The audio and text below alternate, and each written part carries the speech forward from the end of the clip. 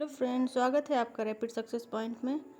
आज हम आपके लिए लेके आए हैं मनोविज्ञान का टॉपिक स्मृति, जिसको मेमोरी भी कहते हैं। तो इसमें हम जानेंगे कि आखिर मेमोरी है क्या और उसके चरण क्या हैं और कितने प्रकार की होती है। तो चलिए पढ़ना शुरू करते हैं बिना किसी देरी के। तो सबसे पहले जो वर्ड है हमारा स्मृति, क्या है स्मृति? इसको क्या कहते हैं? मेमोरी। सामान्यतः हम इसको एक शब्द है जो हम लोग अक्सर यूज करते हैं, उसको कहते हैं याददाश्त। उसी से ही इसका आशय लगा लेते हैं कि स्मृति का मतलब होता है याददाश्त। लेकिन जो मनोविज्ञान है वो स्मृति को एक मानसिक प्रक्रिया के रूप में परिभाषित करता है। मनोविज्ञान का कहना है कि स्मृति एक मानसिक प्रक्रिया है जो कुछ निश्चित बिंदुओं चरणों के माध्यम से संपन्न होता है। तो यहाँ पे हिलगार्ड महोदय ने स्पष्ट करने का प्रयास किया है अपनी परिभाषा के द्वारा कि स्मृति आखिर है क्या। इनका कहना है कि स्मृति वह मानसिक प्रक्रिया है जिसमें पूर्व में सीखे गए ज्ञान या अनुभव का पुनः स्मरण किया जाता है। ठीक है, स्मृति कैसी प्रक्रिया है? एक मानसिक प्रक्रिया है जिसमें पूर्व में सीखे गए ज्ञान या अनुभव का क्या किया जाता है? पुनः स्मरण, यानी कि पहले से हमने सीख रखा होता है उसको दोबारा अपनी स्मृति में हम लेके आते हैं और उसी को हम क्या कहते हैं? स्मृति। ठीक है, तो ये हो गई हमारी स्मृति की परिभाषा। और स्मृति आखिर है क्या? आइए जान लेते हैं स्मृति कितने प्रकार की होती है। तो स्मृति के प्रकार यहाँ पे जानेंगे हम। तो स्मृति का जो पहला प्रकार है वो है तात्कालिक। इसमें क्या होता है कि जो चीज़ें हमने सीखी हैं उनको तुरंत किसी को बता देना या सुना देना। जैसे कि हम लोग कुछ चीज़ें सीखी, जैसे कि हमने कोई पाठ पढ़ा और उसको पढ़ने के बाद हमने तुरंत ही उसके सारे प्रश्नों को हल कर लिया।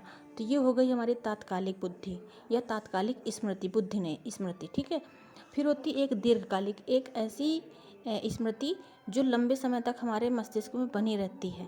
ठीक है, उसको हम कहते हैं दीर्घकालिक स्मृति। जैसे हमारे पूर्व बचपन की जो कुछ यादें होती हैं, कुछ स्मृतियाँ होती हैं जो हमारे मस्तिष्क में कहीं ना कहीं बनी होती हैं। वो हमेशा याद नहीं आती, लेकिन कोई ऐसी घटना हमारे सामने घटित होती है, किसी शिशु को ऐसी हरकतें करते देखते हैं तो हमें अपने बचपन की यादें हमारी ताज़ा हो जाती हैं। तो उसको कहते हैं दीर्घकालिक स्मृति। ठीक है, एक होती है रटंत स्मृति। जैसे कि एग्ज़ाम होता है, एग्ज़ाम के समय हम क्या करते हैं, बच्चे क्या करते हैं कि उस विषय को बिना समझे, बिना किसी तर्क के, बिना किसी समझ के ही उसको रट लेते हैं। ठीक है, तो उसको कहा जाता है रटंत स्मृति। ठीक है, एक होता है तार्किक। जब हम किसी विषय वस्तु को या किसी समस्या को तर्क के आधार पर उस पर चिंतन करते हैं और उसे अपने मस्तिष्क में रख लेते हैं और उसका आने वाले समय पे जब कभी आवश्यकता पड़े तो हम उसका उपयोग करते हैं, उसको कहते हैं तार्किक स्मृति। ठीक है, एक होती सक्रिय स्मृति। जब हम पूरे मनोवेग से किसी पूर्व में सीखी हुई ज्ञान का हम पुनः अपने मस्तिष्क में या चेतन अवस्था में लाने का प्रयास करते हैं तो वो होती है हमारी सक्रिय स्मृति। ठीक है, फिर छठवीं है हमारी निष्क्रिय स्मृति।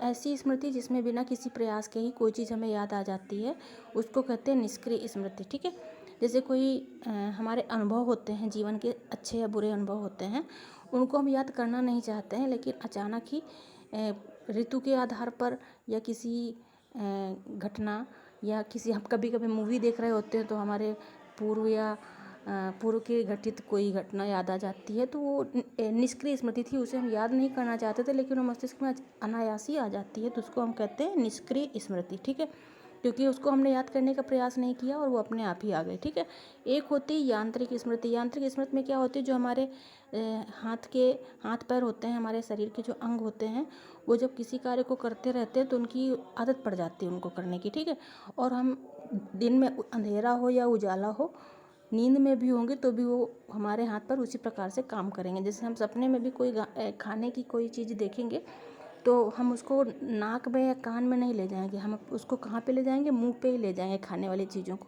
तो यानी हमारे हाथों को उसकी आदत पड़ चुकी है कि खाने की जगह कहाँ पे, वो अपने आप ही वहाँ पे हाथ जाएगा। ठीक, अंधेरा होगा तब भी हम कान में खाना नहीं डालेंगे, मुंह में ही रखेंगे। ठीक है, तो यांत्रिक स्मृति इस प्रकार से होगी। इसको गामक या मोटर मेमोरी भी कहते हैं। वास्तविक स्मृति। वास्तविक स्मृति कौन सी होती है? जिसमें हम तर्क, चिंतन, कल्पना, इन सब के माध्यम से पूर्व में सीखी हुई स्मृति को, जो हमारे अचेतन मन में है, और उसे हम सक्रिय रूप से अपने चेतन मन में लाते हैं। अचेतन मन की वस्तु को जो हम चेतन रूप में लाते हैं, जब चाहे तब, जब हमारी इच्छा होगी तब हम उन चीज़ों को अपने स्मृति में ला सकते हैं, उसको कहते हैं वास्तविक स्मृति। ठीक है, तो ये हो गए हमारी स्मृति के प्रकार। अब देख लेते हैं आगे स्मृति के पद क्या हैं। ठीक है, तो स्मृति की जो प्रक्रिया है यह 4 चरणों में संपन्न होती है हमारी स्मृति की प्रक्रिया। पहली है सीखना, हम किसी वस्तु को सीखते हैं। सीखना क्या होता है? किसी चीज़ के बारे में जानना। ठीक है, और जब हम उसकी जान जाते हैं, उसकी पहचान हम कर लेते हैं, तो फिर हम उसको क्या करते हैं? धारण करते हैं। उनको संकेतों या प्रतीकों के माध्यम से हम अपने मस्तिष्क में बैठा लेते हैं, उसको कहते हैं धारण। ठीक है, प्रत्यास्मरण क्या होता है? किसी चीज़ को रिकॉल करना, जब हमको उसकी आवश्यकता पड़ी या किसी उन चीज़ों को या उनसे मिली जुली चीज़ों को हम सामने देखते हैं, प्रत्यक्ष में देखते हैं, तो हमारी पूर्व में सीखी हुई स्मृति पुनः हमारे मस्तिष्क में आ जाती है, तो उसको कहते हैं रिकॉल करना या प्रत्यास्मरण। और प्रत्याभिज्ञान क्या होता है? जब हम अंतर करना सीख जाते हैं।